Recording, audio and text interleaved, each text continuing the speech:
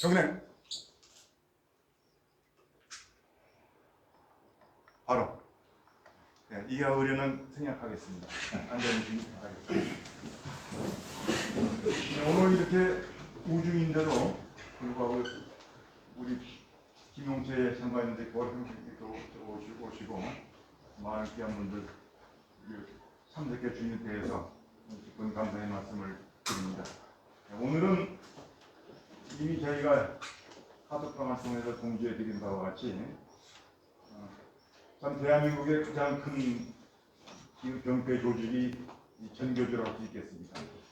전교조 교사와 상대해서 인원부도 대학 시절에 맹렬한 투쟁을 하면서 우리 젊은 세대에도 저런 학생이 있구나 하는 그런 모습을 보여줘서 대한민국 국민들에게 든든함과 그리고 우리 보수에게는 참 저런 귀한 인재가 있구나 하는 그런 마음을 준 귀한 인물입니다. 우리 최인호 우리 전 인원고등학교 이제 그때보다 학생이었는데 지금 이번 지방선거에 관악구 의회 의원이 되었습니다. 그래서 오늘 최인호 의원을 모시고서 젊은 세대는 지금 대한민국을 어떻게 보고 있는가? 대한민국의 젊은 세대가 바라보는 대한민국은 이제 뭐가 문제인가? 또 보수의 문제점 무엇인가? 뭐 이런 그 내용을 가지고 귀한 얘기를 들어볼 수 있는 시간 같습니다. 또 이렇게 기쁜 관심 가지시고 또 섭외를 해주셔서 오늘 이렇게 모시게 되었다는 말씀 드리면서 먼저 우리 변정일 우리 강사 모시기 전에 변정일 대표님 우리 인사 말씀 듣고 강사를 모시도록 하겠습니다. 날씨 궂은데 이렇게 와주셔서 감사합니다. 사실 최인호 의원은 21살입니다. 21살이니까 우리 손자뻘이죠. 저희 큰 손자가 21살이고 또 큰 손녀가 23살입니다. 그러니까 완전 손자뻘 나이입니다. 근데 집안에서 우리 손자들, 어린 아들들 불러서 물어보면 잘 말을 안 하거든요. 그래서 이렇게 최인호 의원 같이 이렇게 딱 우리가 모시고 얘기를 들으면은 말 안 할 수 없겠죠. 그래서 여러 가지 오늘 진솔한 얘기가 나오리라고 생각합니다. 오늘 이 자리는 사실은 헌정회 회의실이고 우리 서해반에서 서해 활동하시는 우리 원로 의원님들께서 이 방을 쭉 사용을 하십니다. 그런데 오늘 특별히 바로 그 서해 활동을 평소에 하시는 그 시간대입니다. 그럼에도 불구하고 우리가 이렇게 행사를 할 수 있도록 협조해 주시고 해주신 우리 헌정회 사무총장이라든지 정책위장, 기타 임직원 여러분, 그리고 이 김용채 서해반 대표님, 대단히 감사합니다. 아까 신규철 의원이 자세하게 말씀드렸기 때문에 최인호 연사에 대해서는 더 이상 말씀을 안 드리겠고요. 참고로 9월 6일하고 9월 13일은 그전 같으면 계속 줄에 이런 이 초빙 강사 연사 초빙 행사를 할 건데 추석 앞뒤로 있는 날짜이기 때문에 이번 9월 6일, 13일은 이런 행사를 안 하기로 하고 9월 20일 날 다음번 행사가 또 있습니다. 그러니까 잊지 마시고 그날은 나와주시고 바라고요. 아마 그때는 장소가 저희가 사무실을 켄싱턴 호텔 바로 옆에 있는 여러분들 가끔 가시는 그 섬마을 전주집이 있는 그 5성 빌딩 11층입니다. 아마 9월 20일 행사는 거기서 하게 될 것으로 예상이 됩니다. 결정되는 대로 다시 알려드리도록 하겠습니다. 자, 그러면 여러분들 우리 모두 유익한 시간이 되도록 잘 협조해 주시기 부탁드립니다. 감사합니다. 네, 우리 최인호 관악구의 의원님 모시겠습니다. 박수로 한번 맞아주시기 바라겠습니다. 네.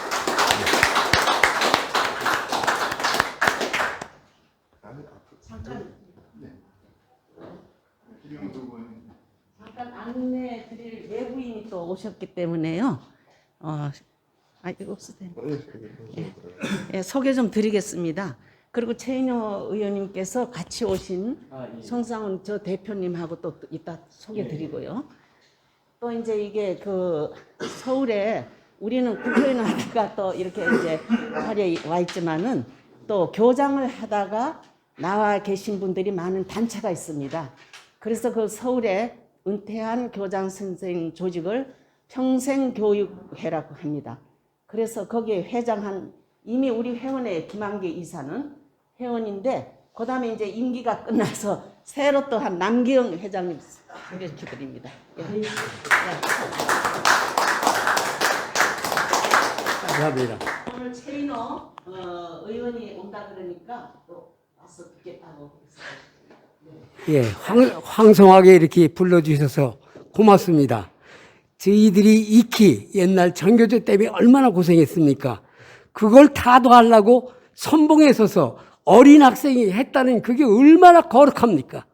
다 같이 정말 참 박수치고 격려해 줘야 될 판입니다. 그래서 그 소식을 듣고 부랴부랴 우주인이만 달려왔습니다. 예, 감사합니다.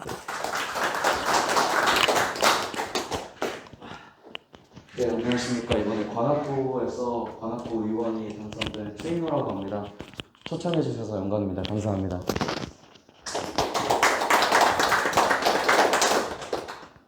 예, 그리고 제가 오늘 미리 사전에 말씀드려서 청년 두 분 함께 왔는데요. 먼저 그 한국성평화연대 이명준 대표님이십니다.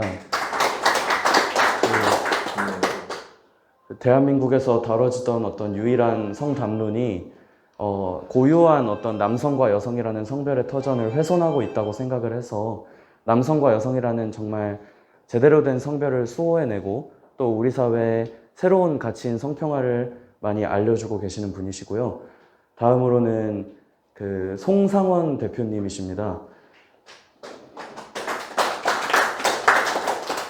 제가 선거 때부터 그 온라인으로 제가 올리는 공보물이라던가 디자인 같은 것들을 모두 담당해서 또 도맡아 주시고 지금도 계속해서 온라인 디자인 같은 것들을 하고 계십니다. 네. 네, 오늘 이렇게 변정일 전 의원님께서 초청을 해주셔가지고 이렇게 존경하는 선배 의원님들 앞에서 제가 또 말씀을 드릴 수 있게 돼서 너무 영광스럽게 생각하고 있습니다. 저는 인원고등학교에서 전교조 교사들에 대해서 문제 제기를 하면서 많은 뉴스에 또 나오고 그러면서 아마 여기 계신 존경하는 선배 의원님들께 또 알려지게 됐다고 생각하고 있습니다. 제가 인원고등학교에서 문제 제기를 했던 게 처음에는 반일교육 또 이승만 건국 대통령이라던가 박정희 전 대통령이라던가 아니면은 뭐 조국 사건에 대해서 그런 사상적으로 편향된 그런 강연들에 대해서 문제 제기를 했다라고 알고 계시는 분들이 많으실 텐데요. 사실 제가 처음으로 했던 거는 단순한 학생들의 자율 동아리 활동이었습니다. 그게 성평화 자율 동아리 활동이었는데요. 이 성평화라는 것은 지금 대한민국에서 민주당에서 많이 하고 있는 이 페미니즘과는 조금 반대되는 개념일 수도 있습니다. 지금 우리 사회에는 고유한 성별인 남성과 여성을 위기로 몰아넣고 그래서 많은 젊은 세대들이 이 제3의 성별이라는 존재하지 않는 가치들로 도피하게 만들고 있습니다. 이거를 보통 사회적 성별인 젠더라고 하죠. 우리는 생물학적 성별만이 존재하고 있는데 이 친구들에게 생물학적 성별은 굉장히 나쁜 것이다. 남성은 잠재적 가해자이고 여성은 주체적이지 못한 피해자다 라고 가르치면서 이 친구들을 젠더라는 허구의 성별로 몰아넣고 있는 것입니다. 이런 것들에 대해서 굉장한 문제의식이 있었고요. 성평화를 통해서 예. 왜냐면 잘생긴 얼굴이 예, 감사합니다. 예. 예, 그래서 이 성평화를 통해서 남성과 여성이라는 어떤 고유의 성별에 자긍심을 느낄 수 있게 해야겠다. 남성과 여성이라는 성별이 자랑스럽게 여길 수 있도록 학생 사회에서부터 알려야겠다라는 취지로 인원고등학교에서 성평화 동아리라는 것을 제가 만들어서 활동을 시작을 했습니다. 당시에 저희가 책을 읽고 그리고 책을 통해 가지고 칼럼을 작성을 하는 그런 활동을 하는 동아리였는데요. 거기서 이제 작성을 했던 글들의 취지는 남성과 여성의 화합이었습니다. 남성성과 여성성이라는 것에 대한 제대로 된 이해를 바탕으로 우리 사회가 과연 차별적으로 존재해 왔는지, 아니면 남성과 여성이 적절한 시기에 역할 분담을 통해 가지고 자유시장하에서 개개인들의 권리를 제대로 누려왔는지에 대해서 글을 작성을 해서 올리는 시간들을 가졌었고요. 그런데 그때 당시에 법과정치 선생님이 전교조 이제 사회교사연합 소속이셨습니다. 근데 그 선생님께서 처음에 저희 동아리를 맡아주셨었는데, 그거를 가지고 이제 교육청에다가 공문이 온 거를 답변을 보내셨는데, 저희 동아리에 대해서 양성평등의 가치를 훼손하고 성차별적인 동아리라서 폐지되어야 마땅하다라고 말씀을 하시고 폐지를 강제로 통보를 하셨습니다.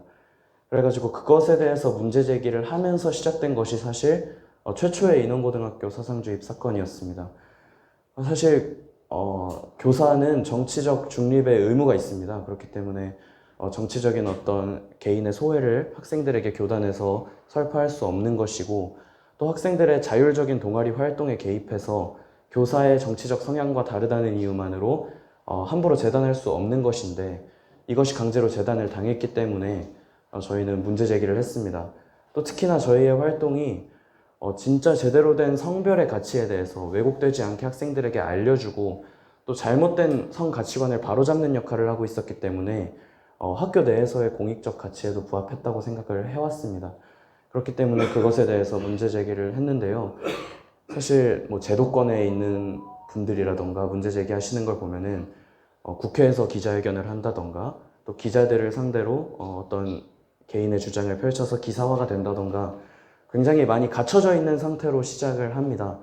근데 저희는 그때 당시에 단순히 학생들끼리 모여가지고 서명운동을 받았습니다. 길거리에다가 그냥 책상 하나 깔아놓고 마이크 하나 들고 이 문제에 대해서 얘기를 하면서 학교에서 전교조 교사들이 정치 편향적인 교육으로 학생들의 자유로운 어떠한 담론의 형성을 막고 있다라는 것을 낙성대역 앞에서도 했고요. 또 신촌 앞에서도 했습니다.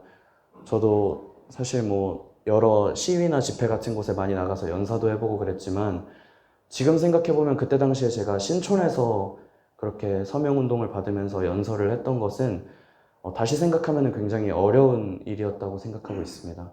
신촌은 뭐 광화문이나 이런 곳처럼 많은 어떤 정치적인 얘기를 하기 위해서 모이는 시민들이 아니라 정말 놀러오는 젊은 세대들이 대부분이었습니다.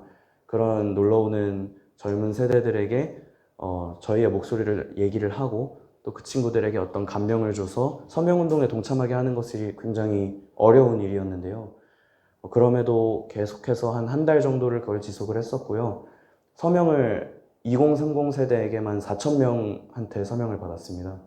그래가지고 당시에 학교 측에 사과도 받았었고요. 전교조 교사들의 사과문과 이제 동아리 활동의 정상화까지 받아냈었습니다.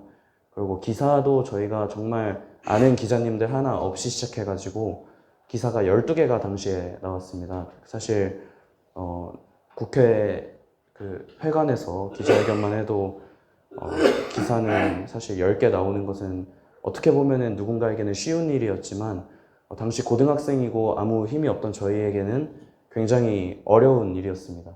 그래서 그렇게 값진 승리를 통해 가지고 이제 평범한 학교 생활을 하는 듯 했습니다만 그 이후로는 이제 학교에서 제 이미지가 어땠냐면은 많은 후배들에게는 교사는 정치적으로 편향된 발언을 하면 안 되는구나 라는 인식이 그때부터 좀 많이 퍼진 것 같습니다.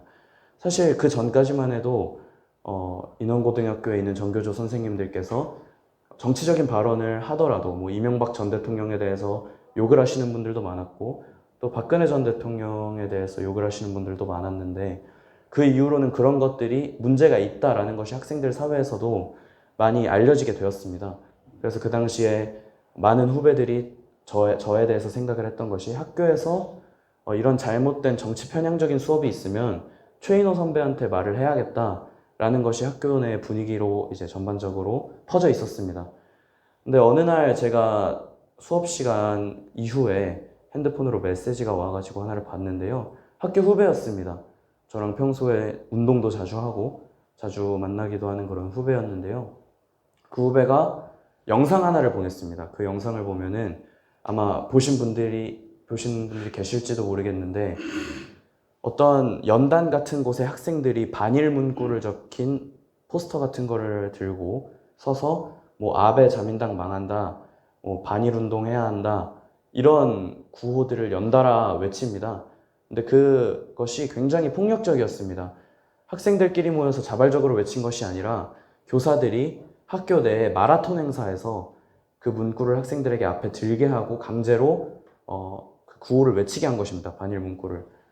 그래서 이것은 정말 문제가 있다고 생각을 해서 그 후배들과 만나서 바로 얘기를 했습니다. 이걸 어떻게 했으면 좋겠냐라고 하니까 이런 정치 편향적인 교육은 문제가 있고 선배님께서 저번에 동아리가 폐지됐을 때 전교조 교사들과 맞섰던 것처럼 이번에도 다시 한번 강력하게 문제 제기를 해서 더 이상 교단에서 이런 정치 편향적인 수업들이 없었으면 한다라는 것을 후배들이 제게 말을 해주었고 그래서 제가 경험이 한번 있다 보니까 그럼 내가 책임지고 할 테니까 너희들은 나를 많이 도와줘라 라고 해서 처음 시작이 되었었습니다. 그래서 인원고등학교에서 처음 시작됐던 그 반일 문구 말고도 정말 많은 수업 중에 어떤 정치 편향적인 발언들 또 대한민국의 역사관을 왜곡하고 부정하는 듯한 발언들이 많이 있었습니다. 그래서 그런 것들에 대한 수요조사를 저희가 학생들에게 전교적 차원으로 했고요. 그래서 나왔던 발언들이 이런 발언들이었습니다. 이승만 전 건국 대통령에 대한 부정이라든지 뭐 임시정부 때부터 대한민국은 건국됐다라는 대한민국의 역사관 자체를 부정하는 얘기라든지 뭐 그래서 제가 1948년에 건국된 거 아니냐라고 하니까 그것에 대해서도 전교조 교사들은 문제 제기를 했습니다. 그 외에도 박정희 전 대통령에 대해서 한 학생이 박정희 전 대통령의 자서전을 읽고 독후감을 쓴 일이 있었습니다. 거기에 그 학생이 독후감에 박정희 전 대통령의 경제 능력만큼은 정말 대단한 것 같다라고 적었는데 그거를 보고 교사가 학생에게 자신의 제자에게 한 거죠. 너 일배냐? 라는 모독적인 표현으로 그 학생의 독후감을 굉장히 폄훼하고 또 박정희 전 대통령의 업적을 부정하는 듯한 그런 수업을 진행한 바 있고요. 또 문재인 대통령에 대해서 비판을 하는 학생에게 교사가 교단에서 이런 발언을 합니다. 나는 문재인 대통령을 좋아하는데 넌 왜 싫어하냐? 하고 그날 수업이 끝나자마자 그 친구를 교무실에 데려가서 혼냈습니다. 그러고 다음 수업 시간에 그 친구한테 수업 시작 전에 모두 발언을 시켰는데요. 안타깝게도 그 친구한테 문재인 지금은 이제 전 대통령이죠. 당시 현 대통령에 대해서 칭찬을 시켰습니다. 교단 모두 발언을 통해서. 그런 식으로 굉장히 잘못된 수업들이 이어지고 있었고요. 그 중에서도 가장 심했던 것은 남성과 여성이라는 가치에 대한 부정이었습니다. 사실 성별은 남성과 여성만이 있는 게 아니라 제3의 성별, 젠더라는 것들이 있다라는 내용의 수업 내용도 있었고요. 남성들은 잠재적 가해자다라고 하면서 남성들에게 자긍심을 잃게 만드는 표현도 하고 여성들에게도 너네들은 남성들에 의한 피해자라서 남성들을 미워해야 한다라는 수업 내용을 통해서 여성들조차도 스스로 자부심을 가질 수 없는 그런 환경을 조성을 하고 있었습니다. 정말 충격적이었습니다. 그리고 그 당시가 정말 반일운동과 조국 수호 집회로 인해서 굉장히 이슈가 많이 됐을 때인데요. 조국 전 장관에 대해서 나오는 뉴스들에 대해서도 조국 전 법무부 장관 관련해서 나오는 뉴스들은 다 가짜 뉴스다. 그거 믿으면 개돼지다. 그러니까 너네들은 그런 거 믿지 말고 조국 전 법무부 장관을 수호해야 된다. 뭐 이런 내용의 수업까지도 있었습니다.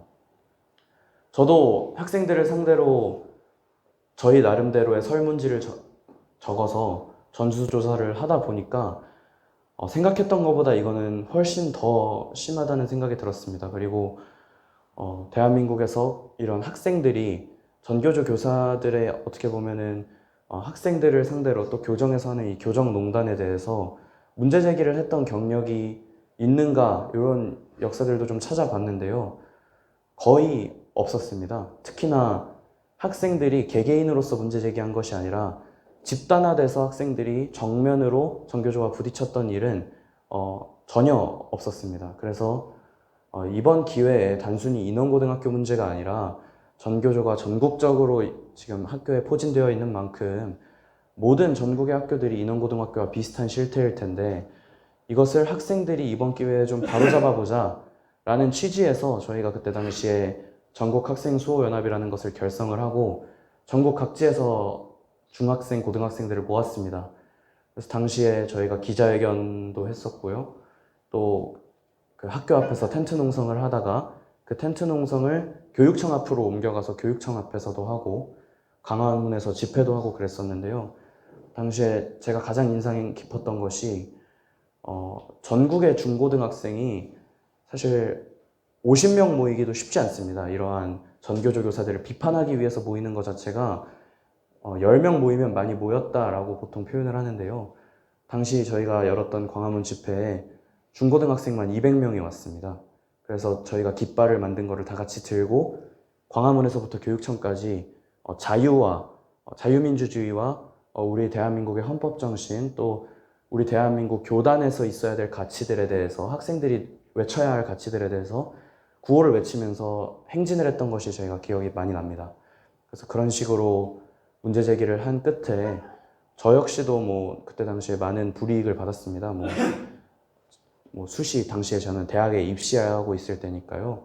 학생부에 굉장히 안 좋은 말들이 많이 적혔었고 또 그 외에도 저는 학교폭력 가해자라고 낙인이 찍혀서 당시에 저를 보복성으로 징계를 했던 것에 대해서도 나중에 소송을 통해서 승소를 했습니다. 제가 참 이것이 학생 신분으로서 문제 제기를 하면서 그런 일들까지 사실 하게 될 줄은 몰랐습니다. 처음에는 정말 순수한 마음에 이게 진짜 잘못된 거니까 문제 제기를 하면은 전교조 교사들의 입장에서도 잘못을 인정하고 반성을 하지 않을까라는 생각이 있었습니다. 근데 그때 당시에 교사들은 오히려 그 잘못을 은폐하고 또 그것에 대해서 문제 제기하는 학생들을 전부 가해자로 낙인을 찍는다던가 학생들 사이에서 따돌림을 당하도록 조장을 한다거나 그런 식의 공격으로 일삼았고요. 저 역시도 학교폭력 가해자로 낙인이 찍히면서 사회봉사와 부모님과 함께 특별교육 이렇게 15시간을 받았습니다. 근데 그때 제가 가장 경악을 했던 것은 조희연 교육감 바로 밑에 계신 분이 교육청 앞에서 농성을 할 때 직접 오셔서 행정소송을 취하해라 라는 압박을 굉장히 많이 넣으셨습니다. 이것은 사실 뭐 어디에 보도된 적도 없고요. 그때 당시에 그 징계 사안에 대해서 나중에 취업할 때 문제가 없을 정도로만 징계를 해줄 테니까 소송을 취하해라. 그리고 교육청 내에서 하는 행정심판 제도를 이용하면 그 징계 수위를 살짝 감면해 주겠다라고 저희에게 압박을 계속해서 하셨고요. 당시에 그럼에도 불구하고 소송을 통해서 승소할 것이라는 확신이 있었기 때문에 취하를 하지 않았습니다. 그래서 실제로 소송 승소를 통해서 지금은 아예 그때 가해자로 받았던 전력이 사라진 상태고요. 감사합니다. 그 외에도 사실 제가 언론을 통해서 그때 당시에 가장 많이 비춰져서 또 여기 계신 선배 의원님들이나 또 많은 분들이 저를 기억하시는 분들이 많은데요. 그 외에도 보이지 않는 학생들이 정말 많은 고생과 노력을 해줬습니다. 지금 저기 계시는 이명준 대표님께서는 인원고등학교 사상주입 사건 전부터 저랑 같이 활동을 하면서 대한민국의 건국의 역사와 그리고 대한민국 부흥의 역사를 저에게 다 알려주셨던 분이시기도 하시고요. 또 인원고등학교 사상주입 사건 당시에 기자회견문을 비롯해서 각종 어떤 저희가 어떻게 해야 될까에 대해서 고민을 할 때 함께 논의해가지고 계속해서 텐트 농성까지도 같이 하셨던 분이시기도 하십니다. 그리고 또 오늘 일정이 있어가지고 학업에 지금 열중하고 있어서 같이 오지는 못했지만 또 말을 전해달라고 했던 친구가 있는데요. 당시에 제 옆에서 같이 투쟁하던 김화랑이라는 친구입니다. 그 친구가 이제 교육청 앞에서 삭발까지 하면서 투쟁을 했었는데요. 오늘 정말 함께 오고 싶어 했는데 그 학원 다니는 게 하나 있어가지고 같이 참석하지를 못했습니다. 네, 그 친구도 그렇고 정말 많은 전국에 있는 학생들이 함께 고생해줘서 정말 지금은 이제 우리 사회에 그때 당시만 해도 교사들의 어떤 전교조 교사들의 정치 편향 교육이 문제가 있다. 전교조 교사들이 우리 학생들의 교육을 망치고 있다라는 인식은 있었지만 그 수준이 어느 정도인지는 많이 파악이 되지 않았다고 생각을 합니다. 근데 인원고등학교 사상주입 사건을 통해 가지고 지금 이제 우리 사회 전반적인 인식이 전교조 교사들의 정치 편향 교육이 얼마나 심각한지 또 그게 우리 학생들을 얼마나 망치고 있는지에 대해서 정말 많이 문제의식을 공유하게 됐다고 생각을 해서 이게 정말 힘없는 학생들이 정말 열심히 조직해서 지금 전국 학생 수가 하면 중고등학생 100명 정도가 조직을 해서 함께 활동을 하고 있습니다. 이 학생들이 정말 열심히 쏘아 올렸던 문제의식이 이제 우리 사회 전반에 공유가 되고 또 사상주입이라는 단어가 사실 처음에 언론 보도가 될 때만 해도요 사상 띄고 주입이라는 형태로 사용이 됐습니다. 근데 인원고등학교 사상주입 사건 이후로는 사상주입이 이제 붙여서 사용이 됩니다. 한 단어의 형태로. 그런 유의미한 일들을 만들어냈다고 생각합니다. 이 문화 또 단어 이런 것들이 정말 선점해야 되는 중요한 가치라고 생각을 하는데요. 지금까지는 좌파 진영에서 이 문화와 단어를 많이 선점을 했다면 이 젊은 보수 진영의 젊은 세대들이 해야 될 일은 이 문화와 빼앗겼던 단어들을 다시 되찾아오는 일이라고 생각을 하고 있습니다. 그리고 또 인원고등학교 사상주입 사건 이후로는요, 저희가 광주광역시에 2달간 내려가서 살았습니다. 근데 그때 당시에 어떤 일이 있었냐면은 교사임에도 불구하고 촛불 집회 사회를 보고 또 조국수호 집회 사회를 본 백금열이라는 교사가 있습니다. 광주광역시 소속의 광주광역시 전교조 광주광역시 지부 소속의 교사인데요. 그 교사가 저번 21대 총선에서 자신의 제자들 수십 명, 수백 명을 카톡방에 초대해서 이런 카톡을 보냅니다. 더불어민주당과 더불어시민당을 찍어라. 안 그러면은 사망이다. 이런 식으로 자기의 제자들에게 교사의 권위를 이용해서 민주당을 찍으라는 협박성 메시지를 보낸 일이 있었습니다. 근데 사실 광주라고 하면은 좀 민주당의 입지가 많이 강하고 그래서 사실 희망이 없다라고 생각하시는 분들도 계신데요. 또 광주의 20대 또 특히나 10대 친구들은 정말 이 자유에 대한 열망이 강합니다. 그래가지고 저희에게 광주에서 학교를 다니는 그때 당시 고등학생 친구들이 메시지를 보내서 이런 문제가 있는데 문제 제기를 하고 싶다라고 해가지고 저희가 당시에 기자회견을 하고 그 검찰에 고소를 했었습니다. 고발을 했었습니다. 지금 그때 당시에 백금열 교사는 법무법인도 여러 개를 등에 업고 또 변호사도 제가 기억하기로는 한 6명 정도를 선임을 해가지고 대응에 나섰었고 저희들은 도움을 받은 변호사님이 없습니다. 고소장을 쓸 때만 어떻게 써야 되는지 장다령 변호사님이라는 분께 도움을 받은 적이 있고요. 그 외에 소송은 저희의 힘으로 다 진행을 했었는데요.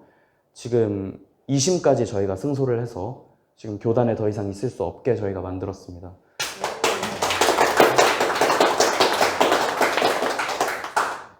그 선생님과의 어떤 투쟁을 하면서도 광주에 2달 살면서 정말 많은 저희로서는 굉장히 많은 성과라고 생각을 하는데요. 저희가 그때 당시에 2달 광주에 살기로 결정한 것은 사실 아무것도 없었습니다. 저희가 잘 수 있는 숙소도 없었고 저희에게 거기서 숙소를 잡고 잘 만한 돈도 없었고 또 거기 가서 어떠한 이렇다 할 성과를 낼 수 있을 것이라는 어떤 정해져 있는 것도 없었습니다. 근데 저희는 천막 하나를 들고 갔습니다. 그냥 2달 동안 길거리에서 자자라는 생각으로 천막 하나 들고 내려갔습니다. 천막 하나 들고 내려가서 그 5.18의 성지라고 광주에서 불리는 곳이 있는데요. 그 금람로라고 있습니다. 그 금람로에 그 자유의 천막을 설치를 하고 거기서 길바닥에서 그냥 잤습니다. 물론 이틀 만에 경찰들에게 철거를 당하긴 했는데요. 집회 신고도 하고 천막 신고도 해봤지만 강제로 철거를 하니 어쩔 수가 없었습니다.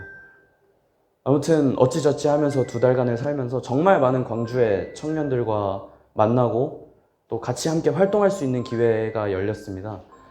그 광주에 있는 청년들 중에 제가 가장 정말 아끼는 친구가 김소혁이라는 학생이 있습니다. 지금 고등학교 2학년 학생인데요. 그때 당시에 중학교 3학년 학생이었습니다. 그리고 그 친구는 백금열 교사의 애제자였습니다. 백금열 교사가 뭐 5.18 행사 때 혹은 뭐 촛불 집회 때 뭐 그럴 때 연단에 끌고 가서 연사를 시킬 만큼 백금열 교사가 계속해서 자신의 정치적 편향적인 사상들을 주입하고 그 학생을 계속해서 성장해내게 하는 데 도움을 줬었는데 그 친구가 정말 잘못됐다. 이런 잘못된 역사관과 잘못된 가치를 학생들에게 알려주는 것은 잘못됐다라고 하면서 저희와 함께 하면서 전교조 광주지부의 사무실까지 가가지고 시위를 했습니다.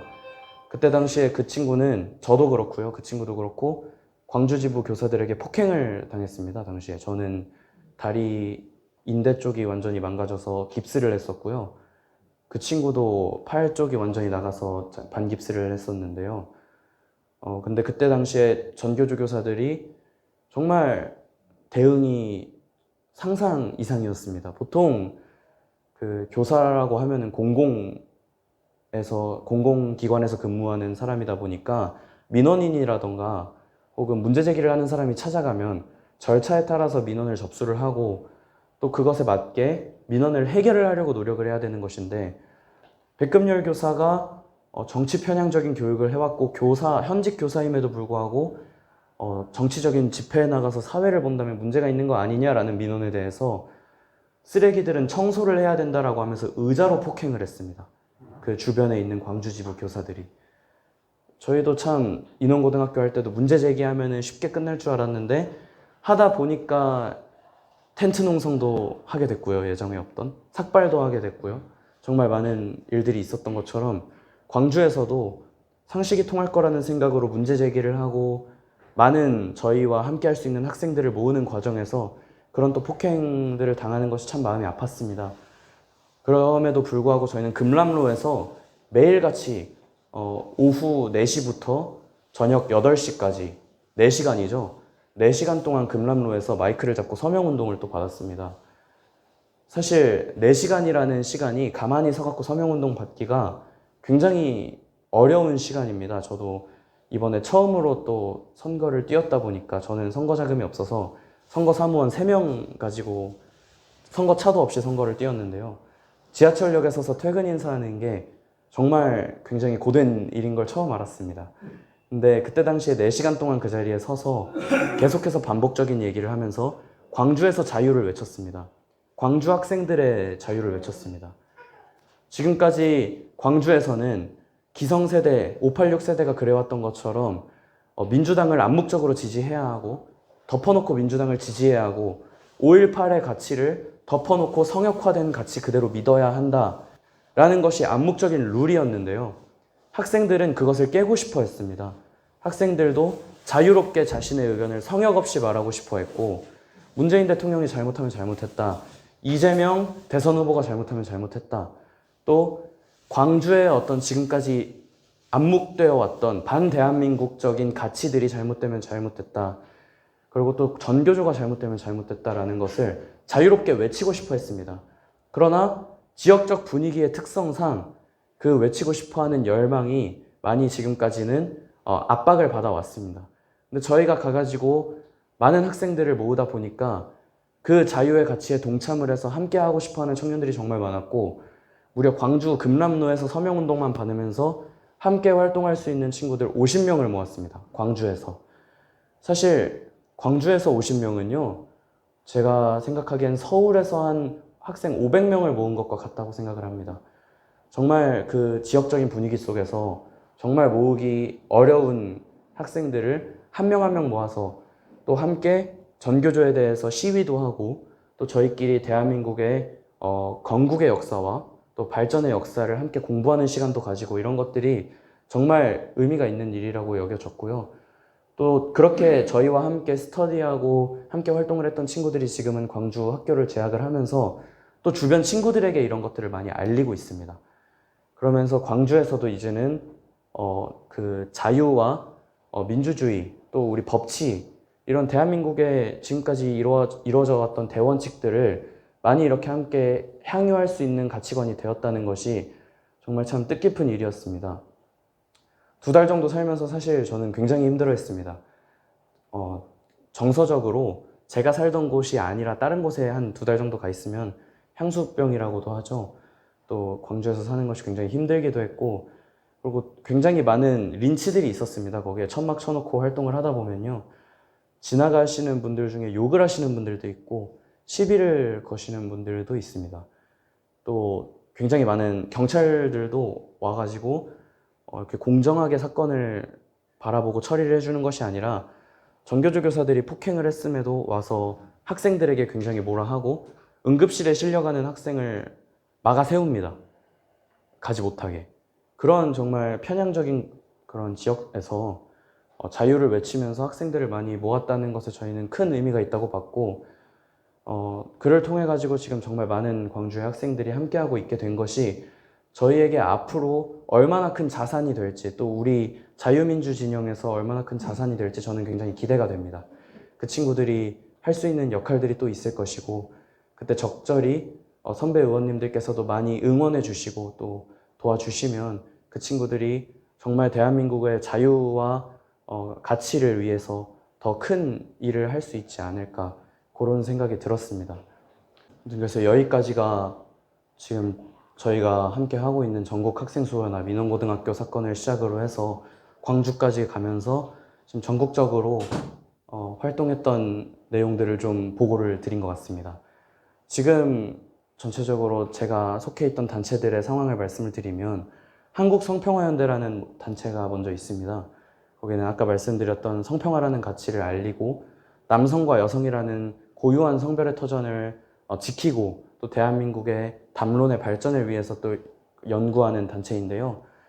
대학생들이 주를 이루고요. 지금은 한 100명 정도 있습니다. 그리고 학생소연합도 마찬가지로 중고등학생들이 위주로 돼 있고요. 100명 정도 학생들이 있고 광주에서만 50명입니다. 참 대단한 일이라고 저는 생각을 합니다. 그리고 그 이후로는요, 제가 관악구 의회 의원이 됐는데요. 사실 제도권에 들어가야겠다라고 생각을 해서 이준석 대표의 토론 배틀에도 지원을 했었고요. 또 그 외에도 많은 노력을 했습니다. 대선 때도 실무진으로서 많은 젊은 세대가 윤석열 대통령에 대한 비판을 쏟아낼 때 윤석열 대통령이 잘 돼야 된다라는 신념으로 선대본부에 들어가서 또 젊은 세대들을 많이 끌어오는 역할을 좀 했었고요. 그 이후로는 권한을 가지고 이 대의를 위해서 목소리를 내는 것이 중요하다는 걸 느꼈습니다. 지금까지는 시민사회에서 제가 생각하는 대의를 외쳤다면은 이것이 실질적인 변화가 되려면은 제도권 내의 권한이 필요하다라는 생각이 있어서 제도권 내에 진입을 해야겠다라는 생각을 했는데요. 근데 많은 분들이 그런 물음을 주십니다. 이게 교육청을 견제하려면 서울시의원이 되면 좋은 것이고 또 더 많은 권한을 가지려면 국회의원이 되는 것이 좋은 것인데 왜 하필 굉장히 국민의힘이 그것도 험지라고 불리는 관악구에서 기초의원을 출마를 했냐라는 물음도 주십니다. 저는 그런 생각이 들었습니다. 젊은 사람이 겸손한 마음을 가지고 기초부터 시작하는 것이 제대로 된 일이라고 생각을 했고, 또 어려운 지역을 젊은 사람들이 바꿔나가는 것이 대한민국의 유의미한 발전을 이룰 수 있을 것이다 라는 신념이 있었습니다. 그래서 관악구에서 기초의원 출마를 결심을 했었고요.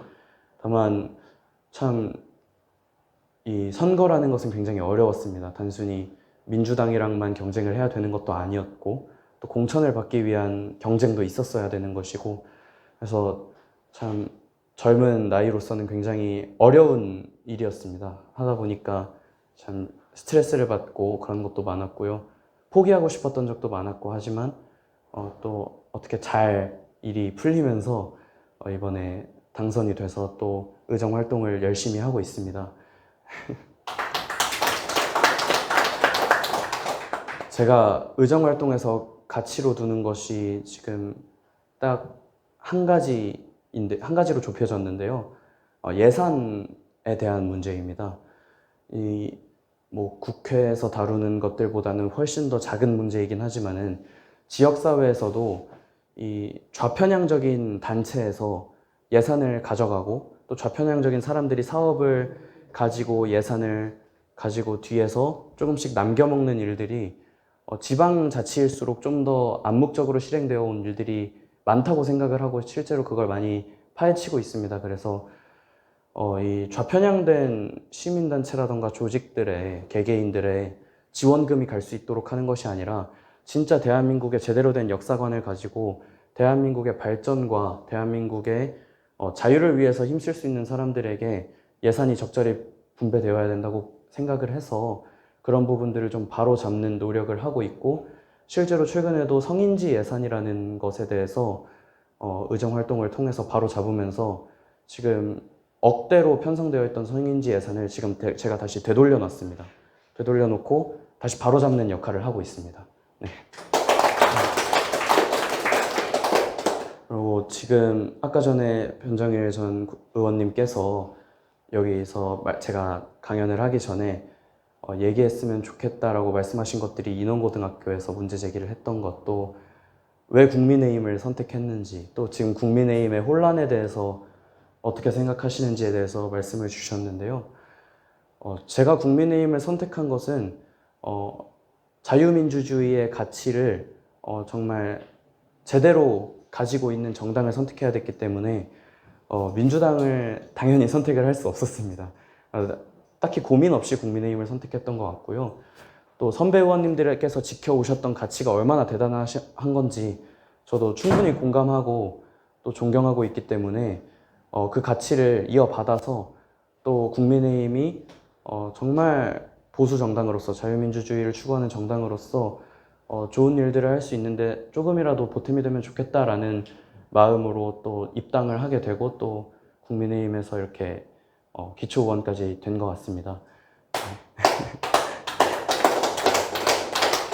그리고 지금 정당 내 혼란은 참 안타까운 일이라고 생각을 하지만 정말 대한민국이 잘 되기 위해서 또 윤석열 정부가 대한민국이 잘 되기 위해서는 전 윤석열 정부가 잘 되는 것이 우선이라고 생각을 합니다. 네.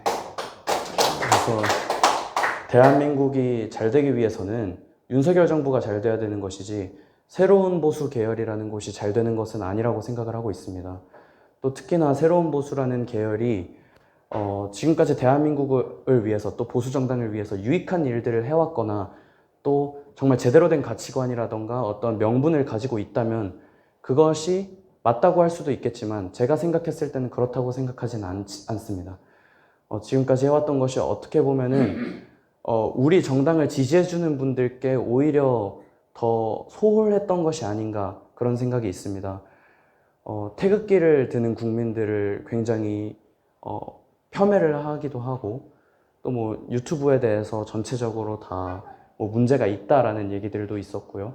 근데 사실 생각을 해보면 지금까지 국민의힘에 또 전 자유한국당, 새누리당 시절에 표를 줬던 분들은 다 그런 분들이라고 생각을 하고 저는 그런 분들께도 예우를 갖춰서 잘 해야 된다고 생각을 하고 있습니다.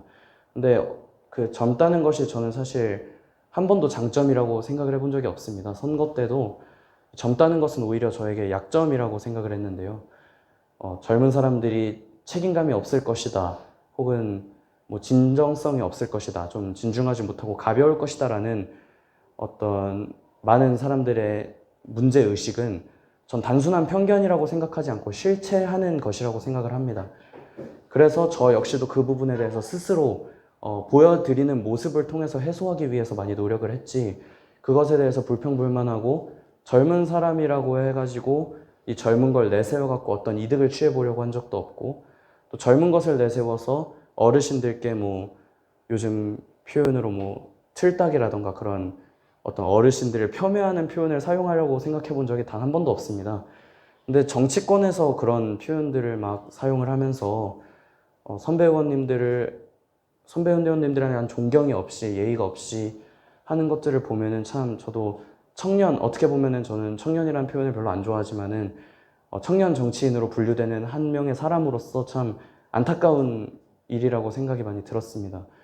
그래가지고 그런 부분에 대해서 저 스스로도 많이 해소를 하려고 노력을 하고 있다고 생각을 하고요.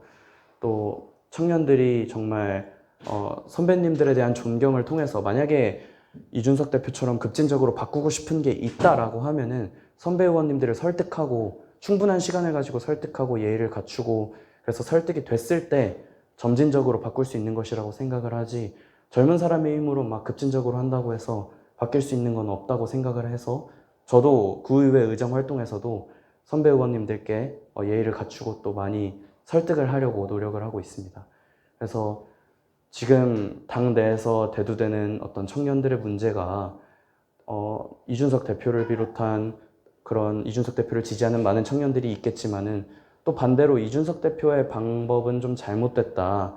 그리고 또 우리 대한민국의 성공을 위해서라면 윤석열 정부가 성공해야 되고 윤석열 정부가 성공하려면 국민의힘이 성공해야 된다라는 생각을 가진 청년들도 많이 있고 또 제가 2명 더 데리고 왔으니까 3명이네요 여기에는. 그러니까 많은 분들께서 그런 청년들에 대한 관심도 많이 가져주셨으면 좋겠습니다. 저는 이상으로 강연 마치도록 하겠습니다. 감사합니다. 정신 똑바로 해가지고 물어볼 게 없어요. 아주 똑바른 친구야. 네. 장합니다. 장해요. 감사합니다.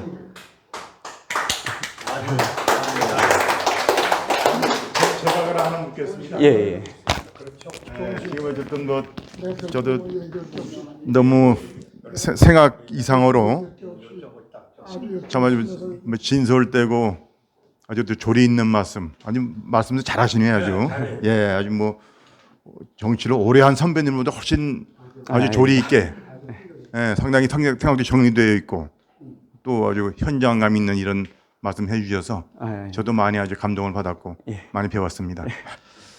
지금 뭐 상당히 좋은 말씀 해주셨고 윤석열 정부 잘 되는 것이 우리 보수가 잘 되는 것이고 또 대한민국이 잘 되는 길이다. 그 100% 공감합니다. 예, 그럼에도 불구하고 우리 젊은 세대가 볼 때 윤석열 대통령 정부 참 이 점은 조금 좀 아쉽다.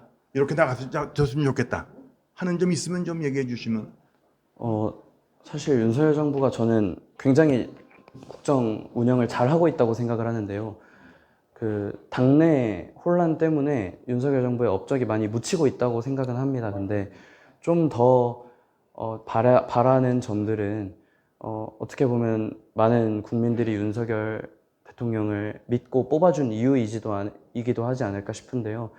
좀 더 강력하게 또 자유민주주의와 보수를 위해서 국정 운영을 해주셨으면 하는 바람이 있고요. 또 많은 분들이 기대한 게 이재명에 대한 수사라던가 뭐 문재인 전 대통령에 대한 수사라던가 뭐 그런 것들도 많은 기대를 또 하고 있고 앞으로 진행될 것이라고 생각을 합니다. 근데 그런 부분에 대한 기대는 좀 있습니다.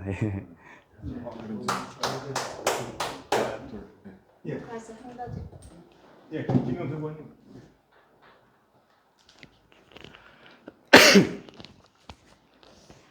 오늘 최인호 의원님 지금 말씀을 잘 들었어요. 꼭 독립운동사를 듣는 것 같은 그런 느낌으로 와닿았습니다.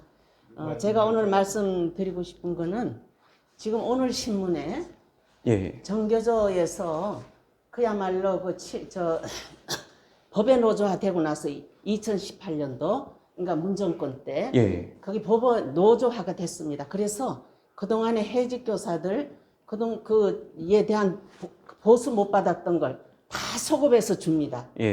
다 줬고 주기 때문에 그게 76억인데 그거 가지고 신촌 있는 데다가 빌딩을 구입을 했습니다.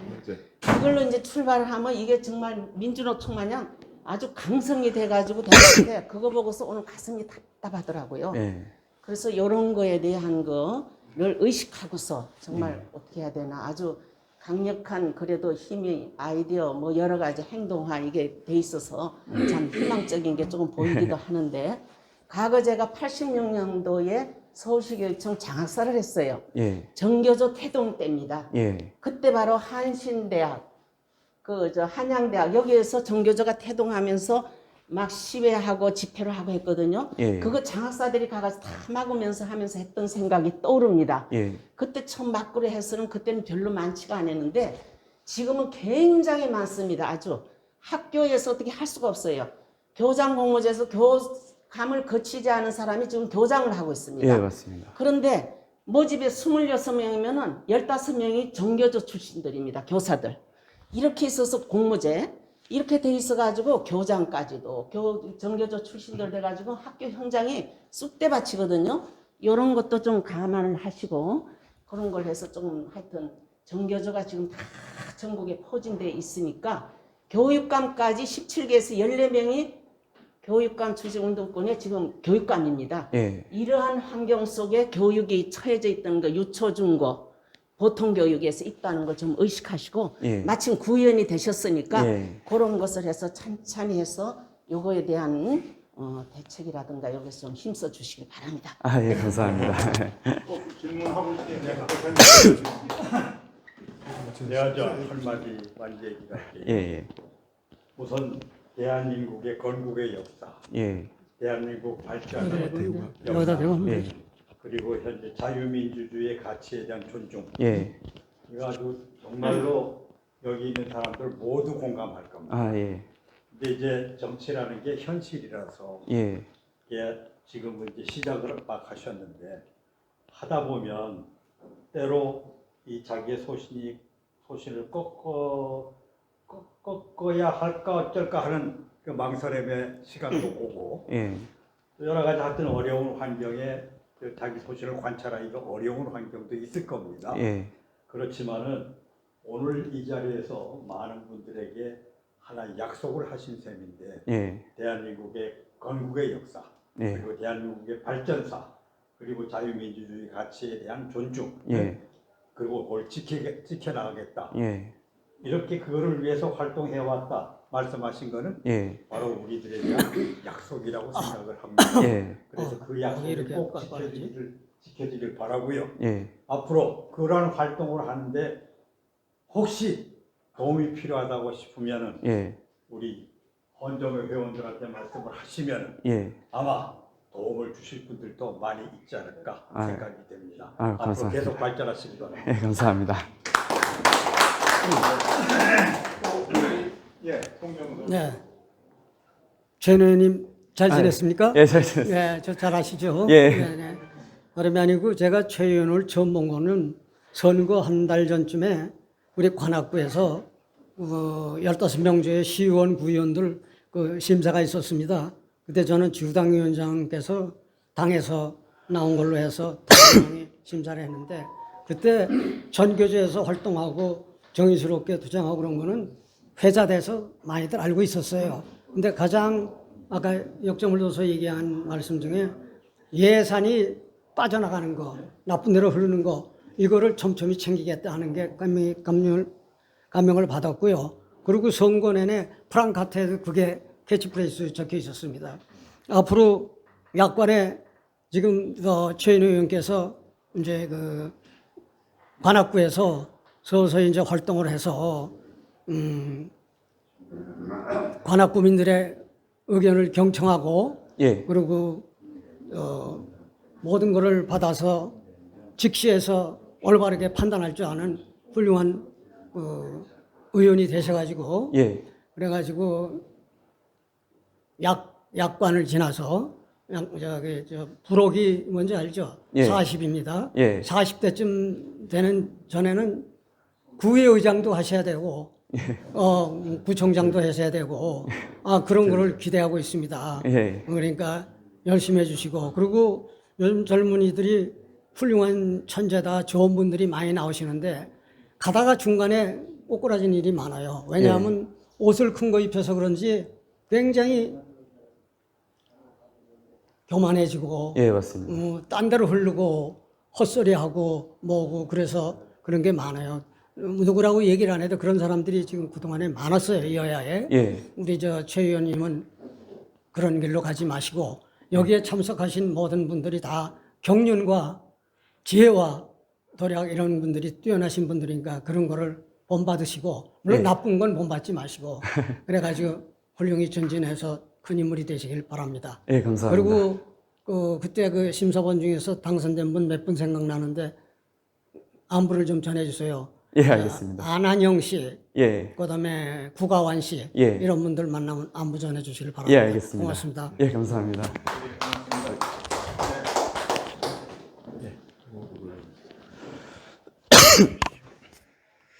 예. 안녕하세요. 예, 저는 차세대 미래전략연구원 부원장 유일기입니다. 저는 사실 헌정의 회원은 아니고 국회에서는 제가 한 3년 정도 일한 적이 있습니다. 근데 예. 오늘 제가 말씀드릴 거는 말씀은 우리 최 의원 말씀을 잘 들었는데 저희 잘 안 들. 여기는 해서 들리니까 예. 저희 연구원에서 사실 지난번 지방선거 때 예. 그 교육을 시켰어요. 아, 예. 예, 지방의원 출마자들을. 예. 그래서 1기에서 9명이 공천을 받아갖고 5명이 당선이 됐습니다. 아, 예. 그리고 요번에 당선된 사람을 대상으로 해서 25명을 교육시켜서 지금 전국에 다 퍼져 있어요. 예. 근데 제가 말씀드리는 건 어떤 질문이나 요청이 아니고 제안으로 드리는 겁니다. 예. 그래서 아까 그 예산을 말씀하셨는데 예. 저희 연구원에 기재부 출신 관료들이 상당히 많습니다. 아, 예. 그래서 지금 예산을 집중적으로 지금 가리키고 있어요. 아, 예. 예, 아주 일주일에 한 번씩 만나서. 그래서 혹시 필요하신 부분이 있으면 예. 저희 연구원으로 연락하시거나 저한테 연락하시면은 예. 제가 약간 전혀 그 부담 갖지 말고 예. 저희들이 풀 서비스로 다 지원해 드리겠습니다. 아유, 감사합니다. 네, 예. 그 얘기입니다. 네, 감사합니다. 네.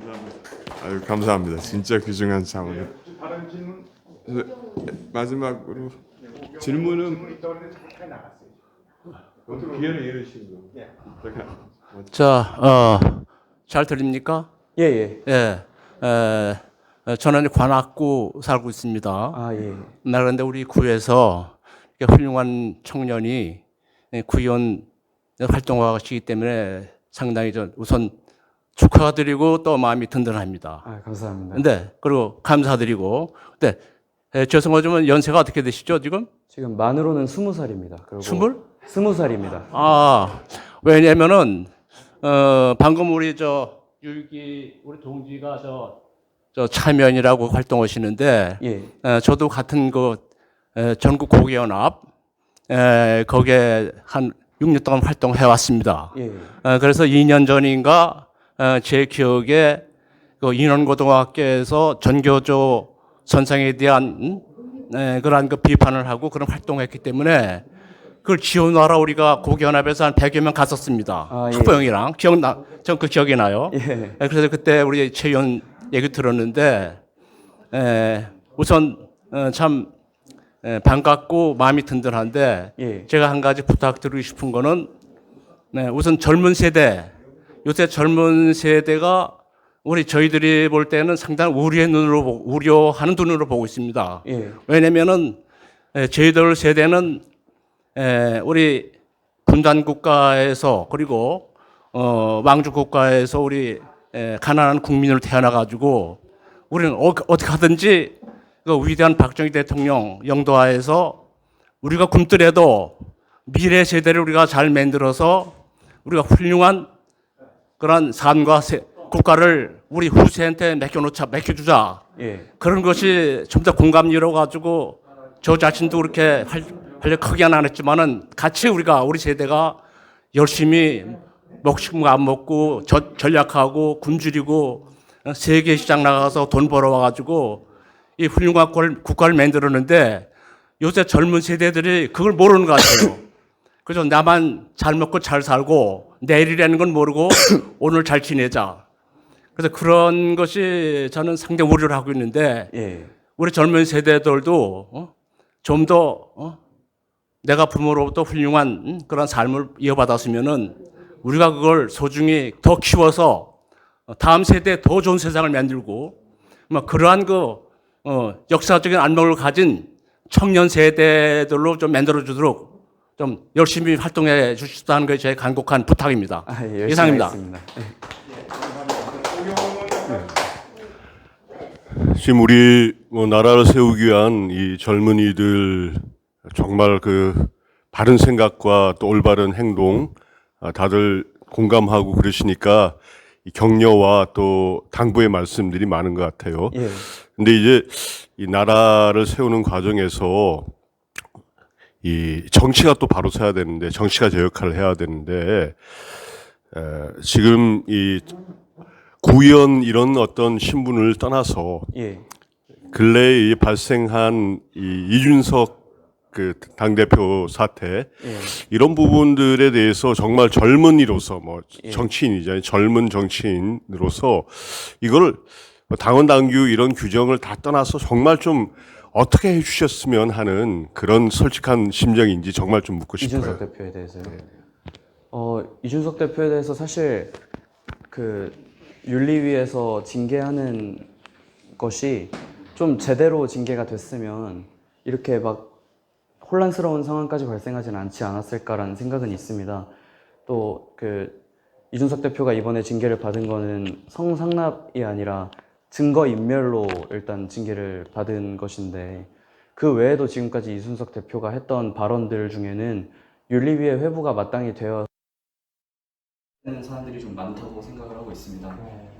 지금 현 당대표인데도 불구하고 뭐 대통령 후보에 대해서 뭐 윤석열 대통령이 대통령 되면 뭐 우주로 떠난다는 발언이라던가, 굉장히 대선 과정에서 당에 해를 끼치는, 또 특히나 대선 후보에게 해를 끼쳐서 내부 총질하는 발언들이 굉장히 문제가 많이 됐다고 생각을 하고 있기 때문에, 그런 것들을 좀 문제 제기를 해서 징계를 좀 더 강력하게 했다면 어땠을까라는 생각이 있습니다.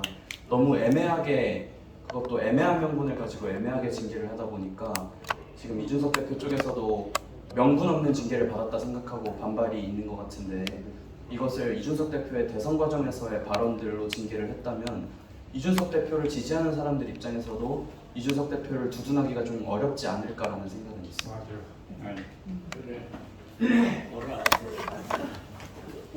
네, 답변이 또 추가 질문 없으십니까? 내가 한마디 하겠습니다. 예. 김용신 장관님. 요 근래 우리 헌정회에 모임이 들어있었습니다만은 오늘 같은 이런 모임을 저는 아주 대단히 드물게 있던 일이 오늘 이루어지고 있다. 전직 의원들이 나라를 위해서 애쓴 것도 많고 이런 것도 많습니다만, 사실 좀 더 잘했을까. 저도 국회의원 여러 번하고 장관도 몇 번 했습니다만 아쉬움이 많습니다만, 이런 훌륭한 젊은이들이 있다는 생각을 오늘 사람들께 하게 됐습니다. 참 불안하게 생각했어요. 우리 후배들이 많은 인재들도 있고 의원들도 많이 있습니다만, 과연 나라를 위해서 어떻게 생각하고 있을까? 우리 민족을 위해서 어떻게 생각하고 있을까? 그리고 나라 장래를 어디로 끌고 갈 것인가? 참 어떤 때는 걱정을 많이 하고 지금도 걱정하고 있습니다. 그런데 오늘 이 최 의원 얘기를 듣고 나서 아주 한숨 돌렸습니다. 마음이 푹 놓입니다. 이런 후배들이 있었구나. 이런 후배들이 보다 많은 분들이 나와서 나라를 걱정하고 나라를 위해서 일하고 장래를 개발하고 하는 그런 나라가 됐으면 합니다. 희망을 갖습니다. 정말 오늘 얘기 고마웠습니다. 네, 감사합니다. 질문보다는 다 격려와 앞으로 더 멋진 활동 해주실 것을 당부하는 당부의 말씀들만 계신 것 같습니다. 뭐 추가 질문 혹시? 같이 일할 동지들이 마스크 잠깐 벗고 인사. 잠깐 요거 들고 여기다 얘기하세요.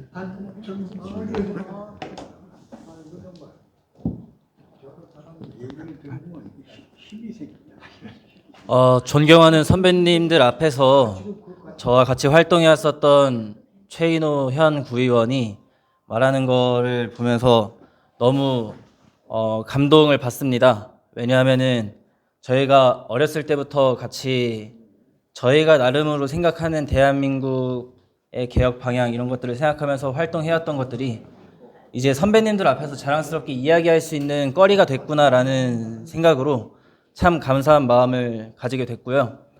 그리고 이준석 관련한 질문이 인상적이어서 저도 제 생각을 말씀을 드리자면은, 솔직하게 말씀을 드리면은 지금 청년들 입장에서 제 주변에 있는 친구들, 그리고 이노 나이 또래에 있는 친구들은 아마 이준석 대표에 대한 친근감이 굉장히 높을 겁니다. 근데 저는 그렇게 생각을 합니다. 대한민국을 건국했었던 사람들도 기독교인들이 그렇게 많지는 않았지만, 한국 자체에 기독교인들이 많지는 않았지만 건국 세력들은 기독교인이었습니다. 그렇기 때문에 대한민국의 지금의 발전이 있었다라고 생각을 합니다. 마찬가지로 지금 윤석열 정부가 탄생이 되고 이때까지 문재인 정부 하에서 대한민국 망쳐온 것들 회복하고 개혁하려면은 누구를 중심으로 뭉쳐야 되겠습니까? 윤석열 대통령을 중심으로 하나하나 고쳐나가고 해야 된다고 생각하는데, 자기가 장군이다, 내가 장군이다, 내가 주도로 개혁하겠다, 지금 중요한 건 정당 개혁이다 하면서 하는 것은 개혁이 아니라 개혁을 망치는 거라고 생각을 합니다. 그렇기 때문에 지금 많은 청년들이 이준석을 지지하는 청년들이 많이 있다고 하더라도 제가 바라는 것은 여기 계신 건국과 산업화의 주역분들과 저희가 비록 청년들 파이에서는 비록 소수의 목소리일 수도 있습니다. 소수의 목소리일 수도 있겠지만 이 소수의 목소리가 리더가 되었을 때 대한민국은 건국을 위대하게 했던 것처럼 다시 지켜질 수 있을 거라고 생각합니다. 감사합니다.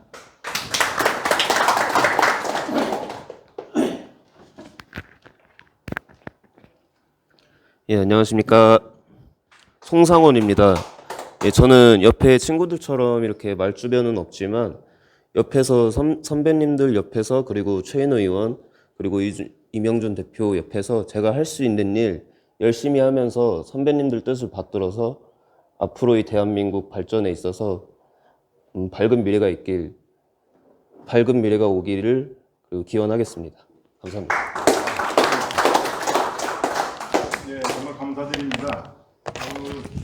다 같이 똑같은 심정이실 좀 있습니다만, 우리 최인호 의원 같은 이런 든든한 젊은이가 있어서 대한민국의 보수는 그래도 희망을 가진다. 나아가 대한민국 전체가 희망을 갖게 된다는 생각을 하게 됐습니다. 예, 든든하게 생각하면서 오늘 이렇게 좋은 강연, 귀한 시간 내서 해주신 우리 최인호 의원 앞으로 더 멋지게, 더 훌륭하게 대한민국을 위해서 일해줄 것을 기대하면서 박수를 한번 좀 격려 부탁드리고. 예, 오늘 강연을 모두 마치겠습니다. 예, 감사합니다.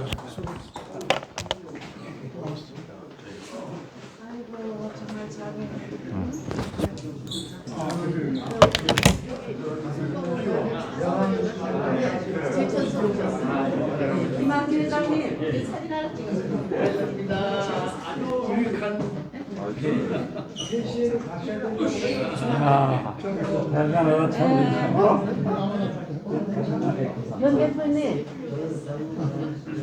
연 대표님 이리 오세요. 여기 사진 하나 찍어요. 사진. 예. 그 좋죠. 사진 하나 찍으세요. 나는 우리 김학의 선생 옆에서. 예. 의장님 이리 오세요.